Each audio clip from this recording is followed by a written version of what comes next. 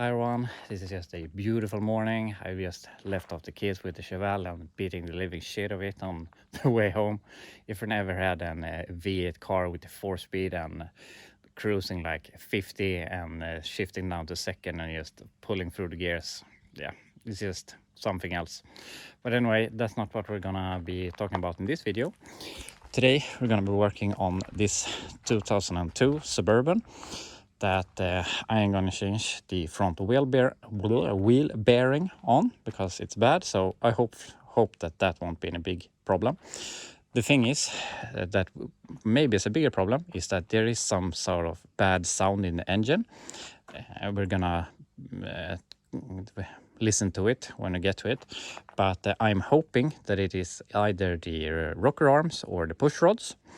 But another viewer told me that he thought it may be the catalytic converter that sounds. I don't know. I know that exhaust can make a bunch of weird noises, but we'll get to that.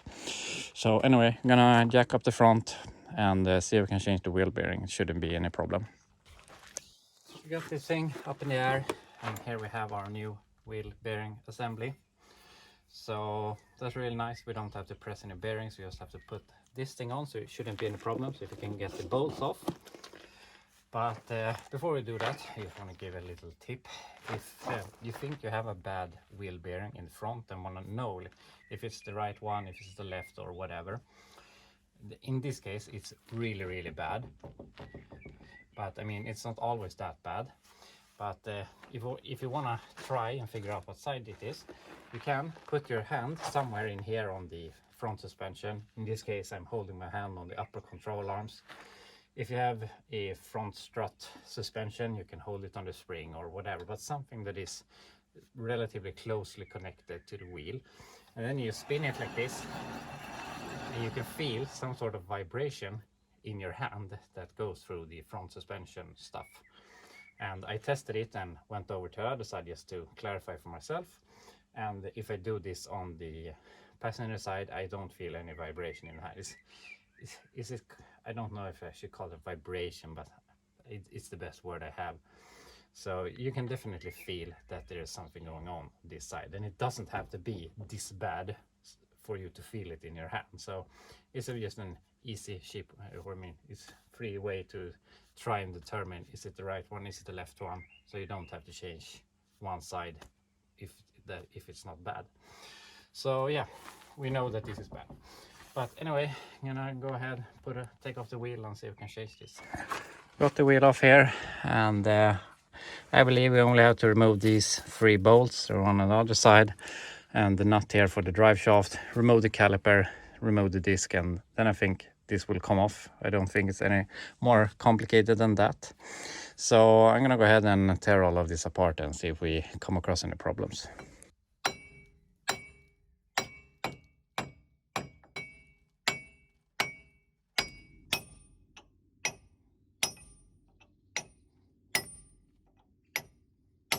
Finally, we got the wheel bearing hub off, and everything was super easy until it was time to get this unstuck from the rust here. So yeah, it wasn't all that bad, but now I have it off anyway. So I'm gonna go ahead and clean here as much as possible. Then I'm gonna use some grease or something so that hopefully the next guy that's gonna change this won't have that same amount of trouble that I have. But yeah, gonna just clean it, and then we can put a new one in. Now I have this all together, and I know I'm speeding along here, but to be totally honest, this is really boring. It just loosen bolts, hammer a bit, put on bolts again with new parts. So I mean, it's nothing special. So now we're done with this. I'm gonna put on the wheel, put it down on the ground, and then we can start looking at the engine. Now I have it on the ground, so we're done with that. Now I want to look at the engine. So I believe that we have some sort of valve train issue here on the driver's side, but I'm gonna start it here and so you can see how it sounds.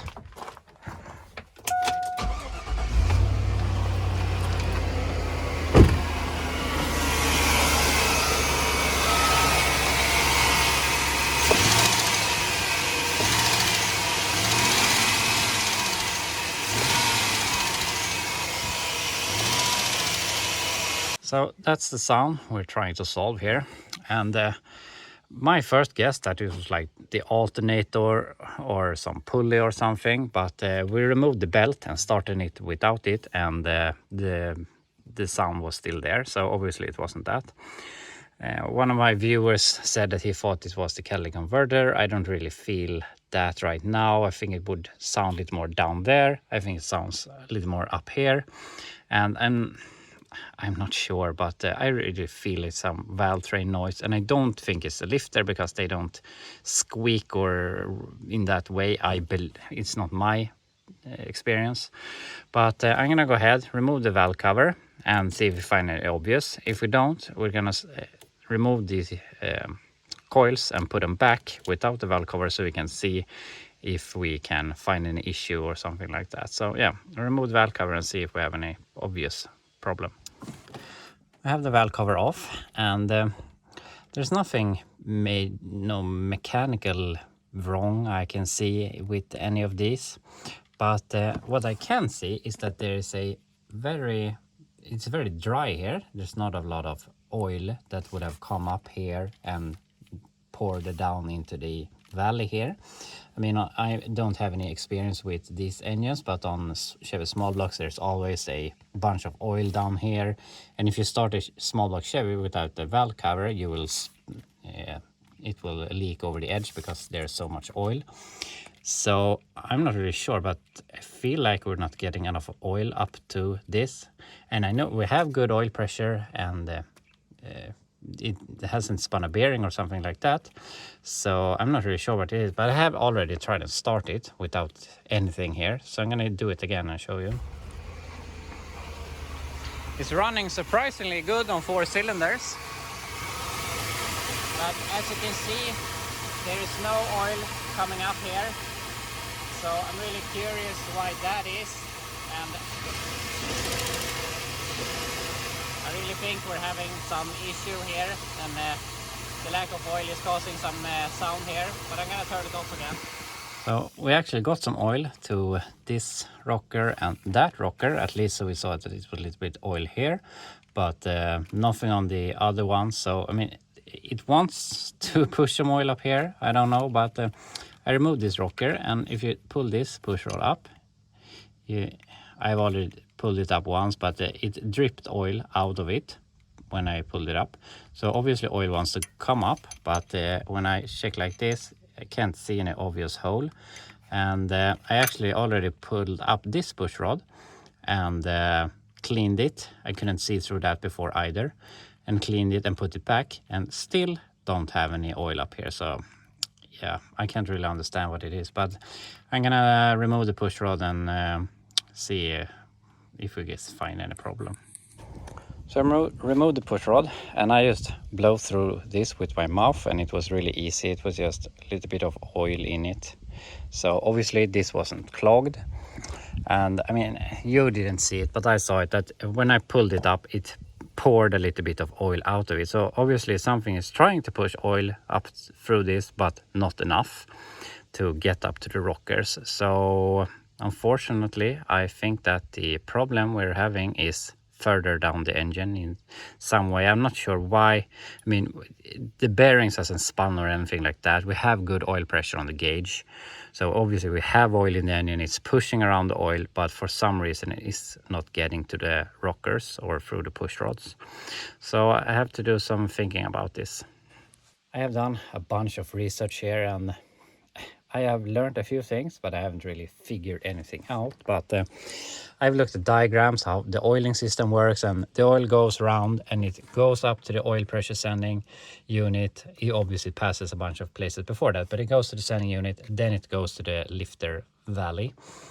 And we have oil pressure, we have pressure at the switch, so we know we're getting oil that far. But I mean, we have to get oil to the lifters, otherwise this would sound horrible. But we're obviously not getting enough oil to us to make it go up the push rods. And I was getting a little bit of oil on 2 rockers here. And also, I forgot to mention, I put on the coils, and I removed this valve cover so that I can wash on this side. but I think it looked marginally better on this side, but I'm not sure. But then I thought, yeah, might as well try and oil the rockers and see if the sound we have becomes quiet, so I know if that's because of some sort of oil starvation. But what I found out when I started to squirt oil on one rocker, all of a sudden I started to see oil on other places. So I'm not sure if the small amount of oil that made its way down reached the other lifters and got pushed up through the push rods. So I mean, there's nothing wrong with the push rods anyway. So if we have oil down there enough, it gets up to the rockers. So I know that my father has put some more heavyweight oil than this is supposed to have. It's supposed to have 5W30. I think it's something like 15W40 in this thing. So the guess right now is that it is so sensitive to the oil that now that it has thicker oil, it has problems making its way up to the rockers. So I think the plan right now is to do an oil change. But either way, I have oiled all of this and we still have that bad noise. So I'm gonna take my stethoscope and listen here on the rockers if I can find. I'm still not sure. The problem we're trying to solve is here, but I'm gonna go over all of them and see if I can pinpoint any fault here. I mean, I have only loosened 2 rockers right now and they look good, but it can be something further back.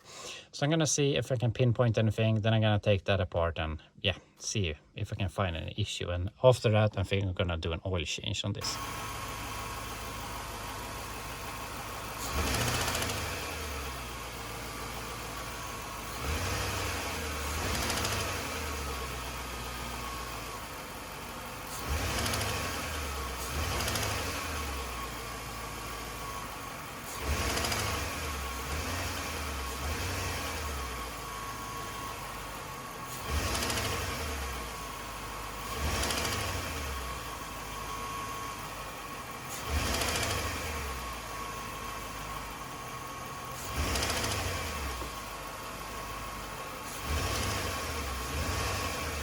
It was very obvious that this valve, the 4th one from the front, was the one that was causing the bad noise.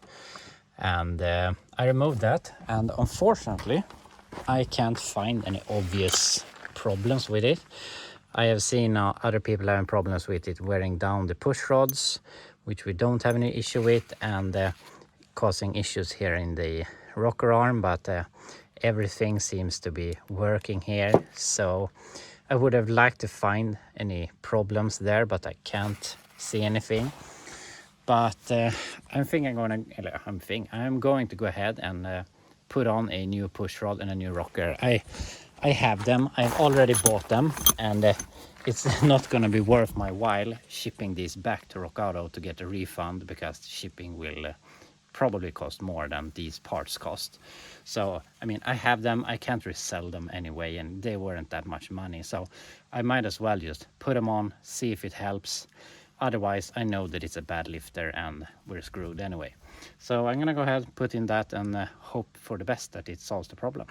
I put in the new push rod and rocker, and I don't have too high hopes for this, but we'll try.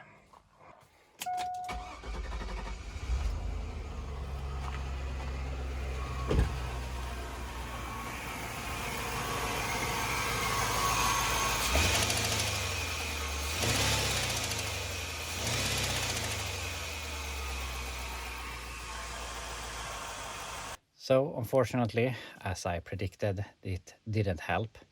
And we're going to talk a little bit more about that. But I just wanted to show you something that to show you that I know that that is where the sound comes from, and so you don't think I'm missing something.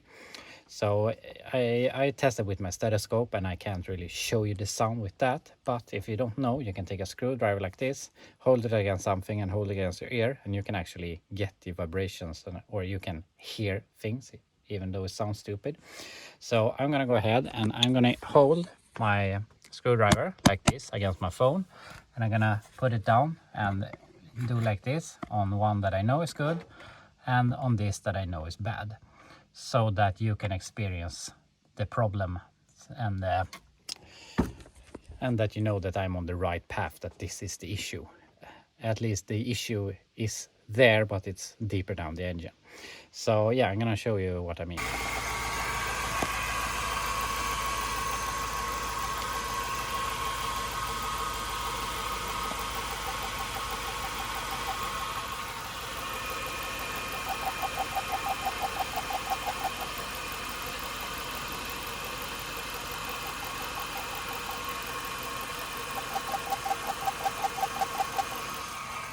So I believe that you could hear what I'm meaning in that clip. I was jumping between the rockers over there from one that I know is good to one that is bad and back and forth there. So I think that you can experience what I'm experiencing.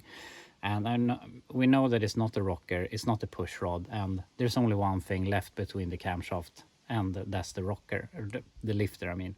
So I'm 99% sure that we have a failed lifter, which is very, very common on these engines.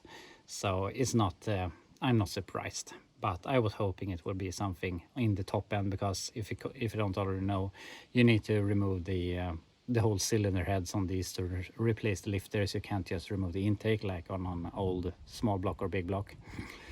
And with that said, I'm not going to do that right now. So change the lifters, I mean. So for now, I'm gonna put all of this back together as it was when we started this, and then we're gonna discuss this a little more. So I have all of this back together again, and I have started it and it works. I also removed the new rocker and push rod and put in the old stuff. I mean, I couldn't see the point when the old stuff wasn't broken. So that is all together again. And first off, about the oiling issue to the valve train, I believe that I ran this a few times and a substantial amount of time when I was checking all of this, and eventually the engine got hot, and I think it was a circumstance that I oiled the lifters manually at the same time that the oil viscosity was low enough to make it up to the valve train. So I believe that this engine has a little bit too thick of an oil, which should be addressed, but not that I'm gonna do it right now with the problems that we have. But I don't think there is an oiling issue to the valve train or the lifter valley. I don't think so. I just think it was a circumstance that the oil got hot enough when I was doing it manually. But anyway, now I'm at the point that should I fix this or should I just sell it as it is? As I said earlier, this isn't my truck, it's my father's. He just wanted to get rid of it. That's why he left it over to me. And I have a bunch of other projects that I would much rather do than this thing, and I expect to get around, I think this is it's in very good condition. My dad has put a lot of work into this, making it this nice. It has had rust, but he's fixed it and he's painted everything, and it looks really, really nice. It has a nice interior. So I believe that we can get around 3.5 grand for this as it sits, and I'm not sure how much. I mean, we don't know if it's only the lifter, if it's something else. So maybe this will cost between $500 at least dollars and $1,500 to fix this thing. I don't know, but if I could get $3,500 now, or if I spend $1,000 on it and we're up to and we need $4,500 to break even, and I think this could sell for around 6. So I mean, is it worth to put in all of that work to make 1,500? Yeah, for someone that has done it before. Engine is not my specialty. I'm a bodywork man. I'm not super good at engines, but after all, it's only nut and bolts. Of course I could fix it, but it's just nothing that I'm wanting to do to make maybe that extra bit of money, because I'm not sure how the rest of the world is, but currently here in Sweden it's pretty hard to sell vehicles in any price range. Even dealers having problems to move vehicles with the economy as it is right now. So I really don't see the reason putting in more money and not knowing I will get a decent return from it. So with that said, I am not going to do fix this engine right now. If I don't get like 3 grand for it, yeah, maybe we'll get around fixing it, but it's not something I want to do right now. I want to focus on the Chevrolet and the K10 and stuff like that. So with that said, that will be all for this video. I hope you can watch it anyway, even though we didn't really fix it. So yeah, I'll see you in the next video.